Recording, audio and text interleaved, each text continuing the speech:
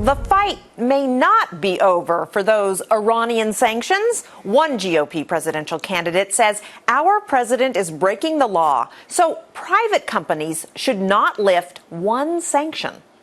Any bank that listens to this president and releases billions to an international terrorist like the Ayatollah Khomeini will face billions of dollars in civil liability and litigation. Well, some here agree the free market should keep all sanctions in place, no matter what. Are they right? Hi, everyone. I'm Brenda Buttner. This is Bulls and Bears, and here are our Bulls and Bears this week. Gary B. Smith, Jonas Max Ferris, John Layfield, along with Ashley Pratt and Chuck Rocha. Welcome to everybody. Okay, Gary B., our public officials failed to do it. So now you say private companies should keep the sanctions against Iran. Why? Absolutely, Brenda, because for one reason, in this case, I think it's just good business. Look, we're all going to agree capitalists will go to where the money is, unless it's bad business. You know, if you strike a deal with a terrorist, or in this case, I call them a scorpion, they're always going to revert to what they do best, and that's sting. We saw that in Venezuela, as a matter of fact, when Exxon tried to do business there, all for the sake of cash. And what happens was Hugo Chavez nationalized Exxon's assets there. If a private company is smart, they're not going to do business with Iran for that exact reason. You're dealing with the devil, and the best way to deal with the devil is not deal at all.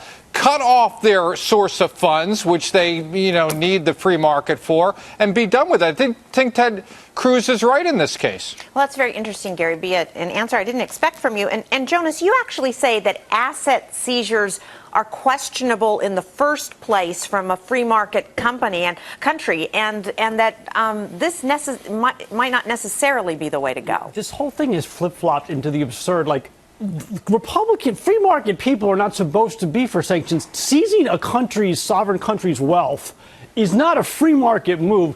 Decreeing what banks can and can't do business there. Look, in a real free market, the government would have no say in whether a bank does banking business with the Ayatollahs or whoever they want to do business with. That's a free market. Real libertarians like Ron Paul are not for any of this garbage. In fact, Democrats have always been behind some of the bigger sanctions that didn't work in the past. Japan before they attacked us because they had no oil. Carter put it on the Soviets with the grain embargo, which Reagan had to lift and said it wasn't working. Recently, Obama with Syria. How's those sanctions working out? That place is a bigger mess than before. They don't work. They're not a free market. That is why it doesn't work, because then black markets form, and all the stuff you read about in economics classes is what builds when you have this artificial impact on a real free market. So get out, have a free market with Iran. I know we hate them, but it will actually have a better outcome than sanctions. Well, Ashley, sanctions did work for a while, and they were putting pressure on the economy in Iran. If the free market decides we're not going there, would that effectively put the Iran deal to bed? Well, look, the problem right now is this Iran deal gives Iran exactly what they want. It gives them more than $100 billion in sanctions relief, and that's going to, extremely improve their economy and breathe new life into it. And that's exactly what we don't want. It makes it a problem. That's why sanctions were there in the first place, and that's why we need to do it as a check on their power. And that is a huge, huge problem right now when we look at them possibly, achieving nuclear status here. And that is, again, a huge problem for our national security, a huge economic problem. But with those sanctions in place, they were crippled. And that's the need for the sanctions in the first place. And if we put them there and keep them in check, then we can actually have checks on Iran, which is what we need in order to be more secure. Chuck, this is going to be the decision of individual companies, perhaps of individual banks. Do you think they're going to make that decision, and should they? I don't think they should. I think we have one commander-in-chief. I think there's been a deal that's been negotiated. I think there are state legislators that are trying to pass laws where it makes it where these banks don't have to do it. They need to read the Constitution. It would be unconstitutional for them not to do this. I think that there was a group of people that got together to pass a deal to try to keep Iran from getting a nuclear weapon. And I know that it didn't end the way they wanted to, but you can't take your football and go home. And you've got to be able to be a part of the process. And I think that they're going to have to do this. Okay, John, good deal, bad deal, whatever you think. The issue is, do you think that the free market can make a play here and actually do something about this deal?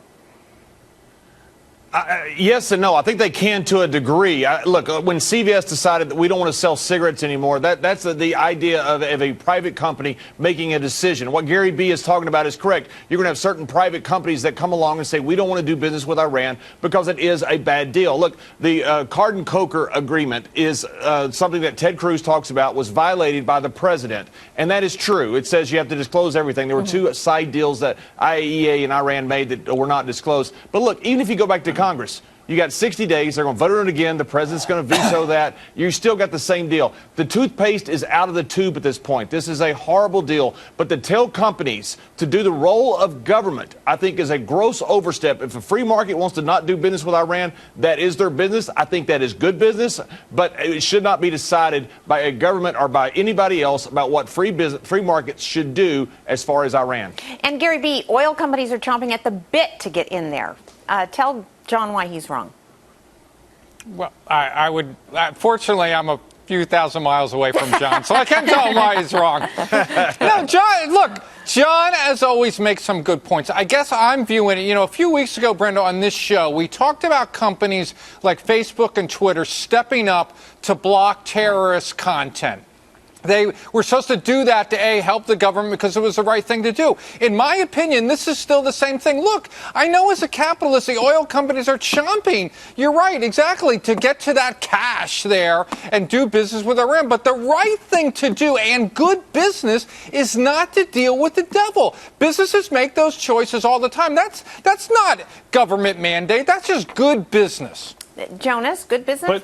But then you should like what's going on because the sanctions are interfering with companies' ability to make that decision whether they should or shouldn't do business in Iran or with whoever.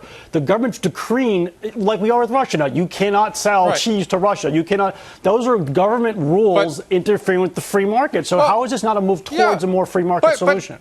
But government always interferes with the free market. All I'm asking is the companies deal best with what they have in place. If there's sanctions in place, they should be able to deal with them, good or bad. But why can't you just said the companies can decide to do business or not? We don't need the government telling them they can't. Is that what the takeaway? Yes. We're in violent agreement, if you will. Okay, all good. I'm saying is the companies should voluntarily make that choice, and that would help stop Don't be on Iran. Carter's side of sanctions. I don't think we see Gary B. anywhere near Carter, but Chuck.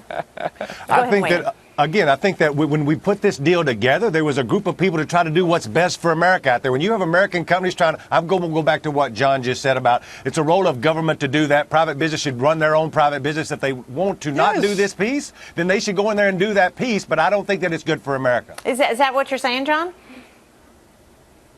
Yeah, it is. I think private enterprise, look, if they want to deal with the devil, that is their business. I don't think it's good business. I don't want to deal with a company that's dealing with Iran. But the government made this decision. Look, we have screwed up the Middle East, almost coming up on 100th anniversary right now of Sykes-Picot during World War I. We've continued to screw up the Middle East. This was a terrible decision. It was a unilateral decision. It was as bad as it possibly could be. But if you do something, say like Cuba, if you have Cuba's embargo has been lifted. Are you going to tell American and Delta, say, listen, you can't fly there, but any other foreign-based carrier can fly there? All you're going to have is companies put subsidiaries in the EU or somewhere else and still do business with Iran. It should be up to the free market. If you want to do business with the devil, go ahead. But you're going to suffer the repercussions from people like me and Gary B. that don't want that done. Okay, last word. Good debate, guys.